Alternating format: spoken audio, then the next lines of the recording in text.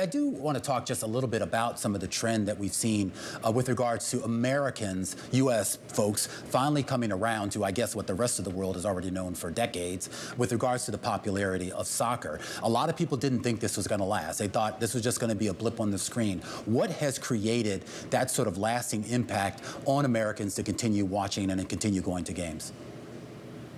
Yeah, thank you so much for having me. It's a great question. I think there's a couple things. One is definitely the movement of youth, right?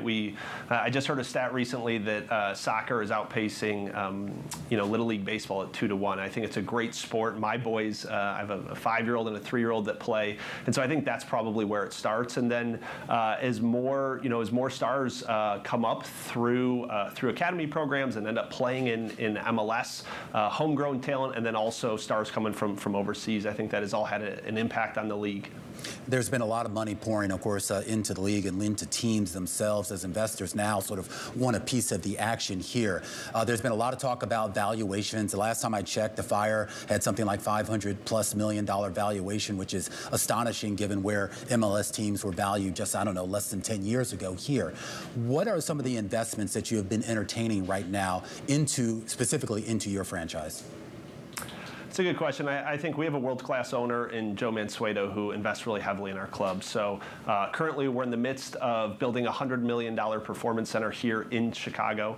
That is probably first and foremost, right? I think anytime you're investing in your players and your on-field or on-pitch talent, data, analytics, nutrition, those are all things that will impact play on the field. We also invest really heavily in the city and have a really robust community relations department that runs a youth sports program, some of which is nonprofit, some of which is pay to play. And so to your point, as revenues continue to grow across the league, those are all some of the areas that our club is investing in.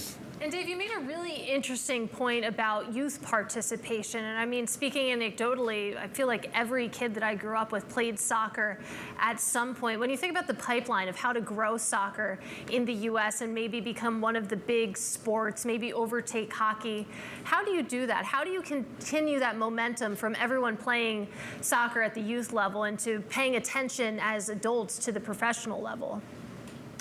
It's a good question. You know, I played small college basketball. I'm 6'5", 6'6", so for me, I always was sort of geared more towards a sport like basketball where my height helped. But one of the things that is really unique about soccer is the academy program, which is where you're identifying 13, 14, 15-year-olds and getting them as part of your club early and then being able to sign them to homegrown contracts where, you know, some of the stars of our team are maybe 18, 19, 20 years old. So I think about, you know, my own world where maybe I was in high school and I was trying to get ready to go play college basketball. Soccer is so different where you're able to take young players and kind of get them into your system early, and there's not necessarily the need to go to college. Obviously, a lot of MLS players do play in college and eventually make it to a senior team. But I think when I think about how youth are growing, that's definitely one of the areas where MLS excels.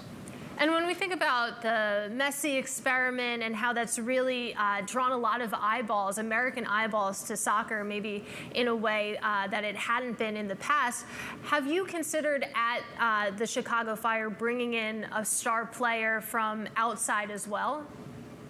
Sure. Well, you know, congrats to everyone in Miami for the Moss brothers and David Beckham to get Messi to MLS. It's obviously having a profound effect, not just on Miami and their business and their fans, but really across the league. It's a good example of a rising tides lift all boats. And, you know, I think across the league, you're seeing more and more stars join. This is truly becoming a league of choice here in Chicago. We have Xherdan Shaqiri, who is, you know, a Swiss star and has had a lot of success in World Cups in the past and has helped our business over the last couple years. And I definitely think, though, that all teams are probably going through some type of cost-benefit analysis on the business side while they work with their sporting directors to see what other global talent is out there that would be interested in joining the MLS. And to your point, we're really excited to have Inter Miami come to Chicago here on October 4th. I am curious. They come to Chicago. They play at what used to be a great stadium. I grew up there, and until they put that UFO thing in the middle of it. There's been a lot of talk now about the future of Soldier Field, and of course we know the football team is looking for greener pastures here. Do you think the MLS will stay in the city, within city limits? Here in Chicago? Yeah, I think. Fire. Yeah.